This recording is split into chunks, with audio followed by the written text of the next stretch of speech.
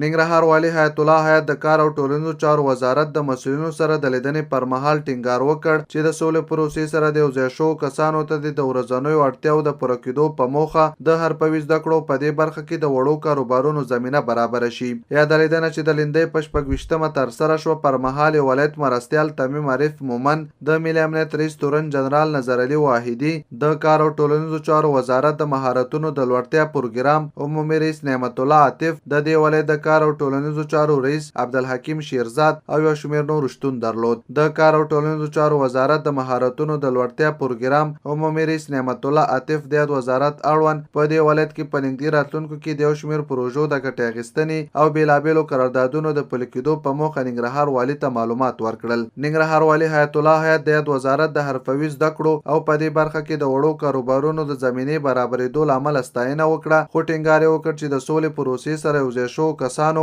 د ورځنیو اړتیا د پوره کېدو په موخه ورته حرفوي زده کړې برابرې او همدې ورته د وړو کاروبارونو زمینه برابره شي. هغه زیاته کړه په وروستیو کې ګڼ شمېر وسلوالو طالبانو له جګړې لاس اخیستی او سولې پروسې سره یوځای شوي. همداراز ګڼ شمېر داعش امنیتي ځواکونو ته تسلیم شوي چې دواړو لورو ته د ورځنیو اړتیاو د پوره کېدو په موخه لازمه ده چې حرفوي زده کړې ورکړل شي او ورته د وړو کاروبارونو زمینه برابره شي. د دې لیدنې پر مهال پر یو شمېر نورو برخو موضوعاتو هم خبرې اترې وشوې.